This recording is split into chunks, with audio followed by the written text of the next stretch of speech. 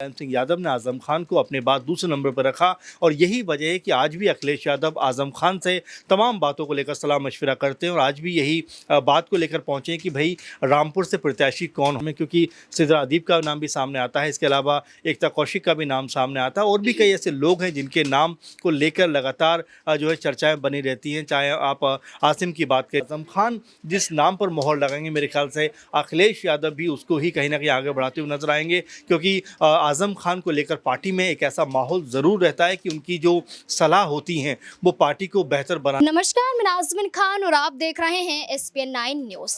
लोकसभा चुनाव की तारीखों के ऐलान के बाद जहां उत्तर प्रदेश में समाजवादी पार्टी एक एक करके कई लिस्ट जारी कर रही है, तो वहीं भारतीय जनता पार्टी अभी तक उत्तर प्रदेश में एक ही लिस्ट सामने लेकर आई है, जिसमें भी कई सीटों पर अभी तक अपने प्रत्याशियों को वो उतार नहीं पाई है। 51 नामों की घोषणा भारतीय जनता पार्टी ने की है, लेकिन समाजवादी पार्टी की बात करें तो 6 लिस्ट अब तक समाजवादी पार्टी ने जारी कर चुकी है।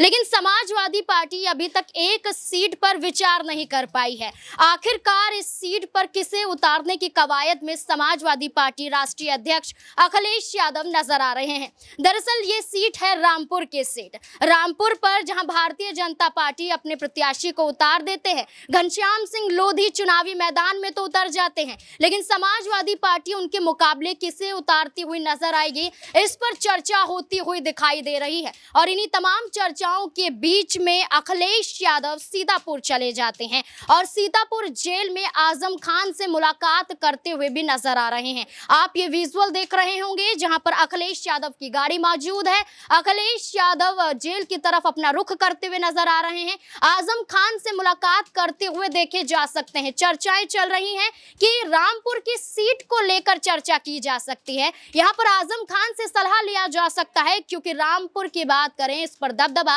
आजम खान का ही रहा है। जहां पर देखा जाता है कि सीतापुर जेल में आजम खान बंद हैं, कई मामले आजम खान पर दर्ज हैं, तो वहीं 2 जन प्रमाण पत्र मामले में आरोपी उनके बेटे ठहराए गए थे, जिसके बाद आजम खान, उनके बेटे, उनकी मां की बात करें अब्दुल्ला आजम की मां और आजम खान की पत्नी तंजीम फातिमा भी जेल में बंद है। लेकिन सीतापुर जेल में आजम खान बंद हैं। अब अखिलेश यादव उनसे मुलाकात करते हुए नजर आए हैं, तो क्या रामपुर की सीट पर किसे उतारने की तैयारी में अखिलेश यादव नजर आ रहे हैं? इससे जुड़े हुए तमाम सवाल यहां पर बनते हैं। न्यूज रूम में मौजूद हैं अमन सर, मेरे साथ मौजूद है। सर, आपका बहुत बहुत स्वागत है। सर, जैसे कि देखा जा रहा है कि अखिलेश यादव आजम खान से मुलाकात करते हुए नजर आ रहे हैं, पहुंच चुके हैं, लेकिन चर्चाएं ये तेज हो रही हैं कि रामपुर की सीट को लेकर चर्चाएं हो रही हैं। आजम खान से खुद सलाह लेना चाहते हैं अखिलेश यादव कि आखिरकार किसे उतारा जाए। चर्चाओं की बात करें तो यहाँ पर उनकी बहू का नाम भी आ रहा है, शिद्रा आजम का, तो वहां पर मुंह बोली बेटी की बात करें तो एकता कौशिक का नाम भी सामने आ रहा है। तो आखिरकार आजम खान से अगर इस बात पर चर्चा होगी तो किसे उतारा जा सकता है? देखिए, बिल्कुल रामपुर की सीट की जब बात होती है तो आजम खान के दबदबे की बात हो जाती है, क्योंकि यहाँ से लगातार मुझे जहाँ तक ख्याल है कि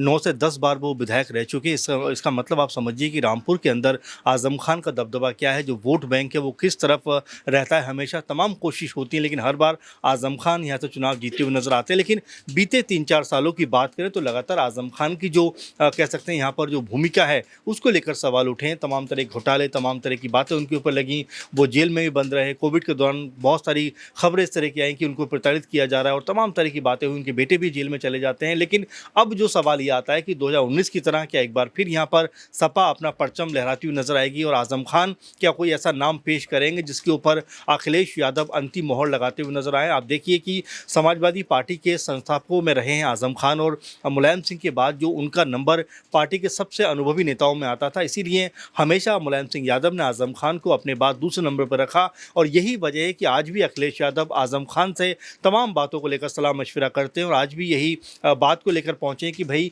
रामपुर से प्रत्याशी कौन होना चाहिए आपकी नज़र में, क्योंकि सिद्रा अदीब का नाम भी सामने आता है, इसके अलावा एकता कौशिक का भी नाम सामने आता है और भी कई ऐसे लोग हैं जिनके नाम को लेकर लगातार जो है चर्चाएं बनी रहती हैं। चाहे आप आसिम की बात करिए, चाहे आप जो नासिर की बात करिए, कई लोग उनके बेहद करीबी हैं जिनको लेकर लगातार ये खबरें हैं कि वो भी चुनाव लड़ सकते हैं। लेकिन देखिए, महत्वपूर्ण बात यही होती है कि किस तरह से वो किस नाम के ऊपर मोहर लगाने की बात करते हैं, क्योंकि ये भी एक समय खबर सुनने को मिली कि क्या आज़ाद भी रामपुर से प्रत्याशी हो सकते हैं, क्योंकि अगर देखा जाए कि जैसे ही रामपुर में एक दलित युवक की हत्या हो जाती है, उसको मारा जाता है, उसके बाद आज़ाद वहाँ पहुँचते हैं और जिस तरह से लोगों का समर्थन उनके पक्ष में आया, तो बहुत सारे लोग ये भी कहने लगे कि उनको जो है रामपुर सीट से उतारा जाना चाहिए, क्योंकि अब समाजवादी पार्टी के पास इतना बड़ा चेहरा नहीं है जो ये जीत यहाँ से दर्ज करता हुआ नजर आया। आपने जिस तरह से घनश्याम सिंह लोधी का जिक्र किया, जाहिर सी बात है कि जिस तरह से उपचुनाव में उन्होंने जीत दर्ज की, वो ये बताता है कि बीजेपी यहाँ पर दबदबा बनाने की बात तो कर रही है, लेकिन ज़मीनी स्तर पर अगर देखा जाए,